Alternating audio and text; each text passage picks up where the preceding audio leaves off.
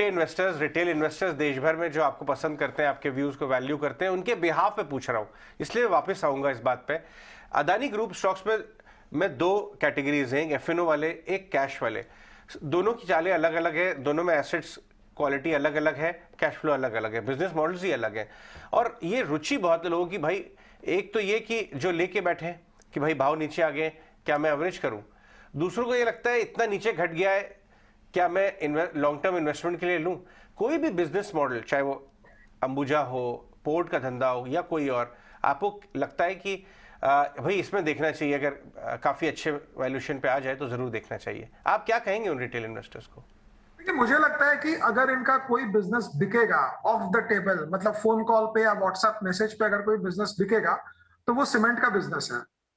ये 2-3-4 जन को व्हाट्सएप करने पे बिक जाएगा।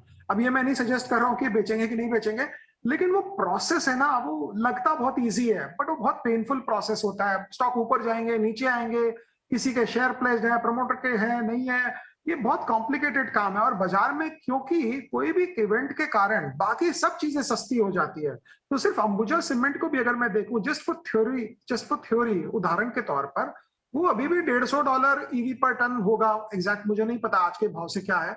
तो $150 ऐसा कोई बहुत स्क्रीमिंग बाय नहीं है कि $150 में बस आप कहीं से भी अपने घर के गहने बेचें और वो स्टॉक खरीद लें और वो कंपनी खरीद लें। बिकॉज ऐसा नहीं है कि बिकेगा तो 150 का $200 पे बिकेगा। ऐसा समझे आ जाए कि अगर ये बिकेगा भी ना तो इसी रेंज में बिकेगा, लेकिन बिकेगा कब? अगले हफ्ते तो बिकेगा नहीं। अब बिकेगा तो उसके बाद क्या वैल्यूएशन बढ़ेगी इसकी? मुझे नहीं लगता बढ़ेगी। तो रीजनेबली वैल्यूड है, लेकिन ये शेयर बाजार में हम जब पैसा बनाते हैं जब रीजनेबली वैल्यूड चीजें महंगी होती है। महंगा क्यों होगा? फर्स्ट क्वेश्चन इन्वेस्टर को ये पूछना चाहिए मेरे हिसाब से। अब महंगा होगा बट स्लो स्पीड से होगा, अपने फंडामेंटल्स के हिसाब से। इसके अलावा आपको कहाँ पे वैल्यू नजर आ रही है इस बाजार में बसंत? मिड कैप, स्मॉल कैप, जिस एरिया के आप महारथी हैं, वहाँ तो बड़े वैल्यूएशन घट गए। आपने स्मॉल केस में कुछ आइडेंटिफाई किया इंटरेस्टिंग ऐड करने के लिए, या कर चुके हैं, या लास्ट एडिशन अगर आप शेयर कर सकते हैं? स्मॉल केस में तो हम स्टॉक्स जो लेते हैं वो नॉर्मली स्टेबल टाइप रहते हैं। जैसे हमने पास वहां पे बजाज फाइनेंस है, टाटा मोटर, डीवीआर है, ये सब टाइप की कंपनीज।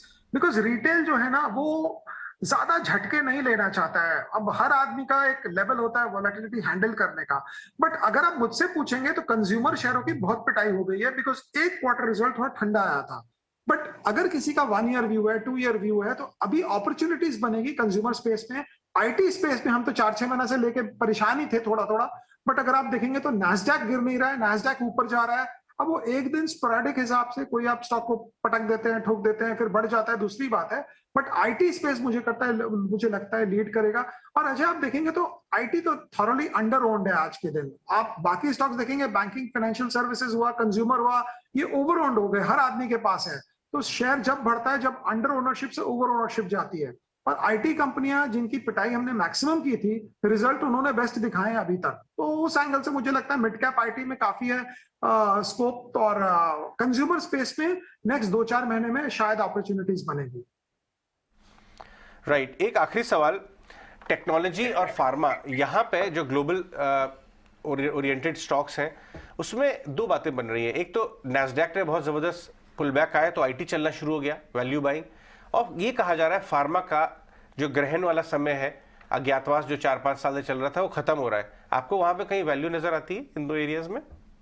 देखो, फार्मा में तो हम उतना देखते नहीं है ध्यान से, बट अगर किसी को लेना ही है तो खुद रिसर्च करे। सिप्ला बहुत स्टेबल सॉलिड कंपनी है, 15-17% देगी। रातों रात आपकी झोपड़ी का महल नहीं बनेगा, लेकिन महल की झोपड़ी भी नहीं बनेगी। तो उस हिसाब से देखना चाहिए। बाकी फार्मा स्टॉक्स इतने कॉम्प्लिकेटेड है, कोई एपीआई कर रहा है, कोई B2B है, कोई उसको कुछ बेच रहा है, कोई मेटमॉर्फिन बेच रहा है। ये रिसर्च कर करके आदमी परेशान हो जाएगा। हाँ, but globally pharma perception trade में ज्यादा कम आता है, क्योंकि जब जिस साल फार्मा के स्टॉक्स बढ़ते हैं ना, वो साल ऐसी नहीं है कि उनकी अर्निंग्स डबल ट्रिपल हो जाती है। वो साल ये होता है कि बाकी सब जगह पिटाई होती है और आदमी सेफ्टी ढूंढने जाता है। तो अगर आप समझ रहे हैं कि ग्लोबली कोई खराब इवेंट आएगा तो फार्मा स्टॉक्स आपको ज्यादा रिटर्न बना देंगे। बट ब्रॉडली मुझे लगता है फार्मा में ऐसा कोई चमत्कार वाली बात नहीं। बट आईटी सर्विसेज में लगता है अब ये रिकवरी स्टार्ट हो सकती है। About to ask you only this only बसंत, कि आप कह रहे हैं जब सेफ्टी वापस आती हुई लगती है तो भले ही पिछला साल ग्रोथ स्लो डाउन देखने को मिला, 2023 कैसा रहेगा ग्रोथ स्टॉक्स के लिए? क्या आईटी अब आपके लिए कंफर्ट जोन में है?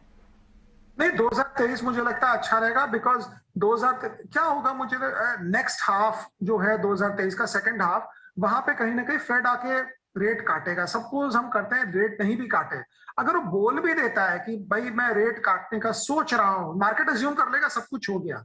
और आप बॉन्ड मार्केट के हिसाब से देखें तो मार्केट तो इतना रेट अज्यूम भी नहीं कर रहा। और कल की स्टेटमेंट में उन्होंने डिसइंफ्लेशनरी वर्ड कितने बार बोले, वो तो आपने कितने रिपोर्ट पढ़ लिए होंगे कि ये वर्ड कितने बार यूज किया, पिछली बार यूज किया कि नहीं था, नहीं किया था, वो बाल का खाल निकालना है। लेकिन मुझे लगता है कि 2023 second half should be good, because इतने मारपीट, इतने इंटरेस्ट रेट बढ़ाने के बाद भी अमेरिका में ग्रोथ आ रही है, लोगों को नौकरियां मिल रही है। तो अमेरिका जो रिसेशन हम एज्यूम किए थे, शायद रिसेशन कभी आया होगा गया होगा, लेकिन उतना खतरनाक नहीं हुआ जितना हम डर रहे थे।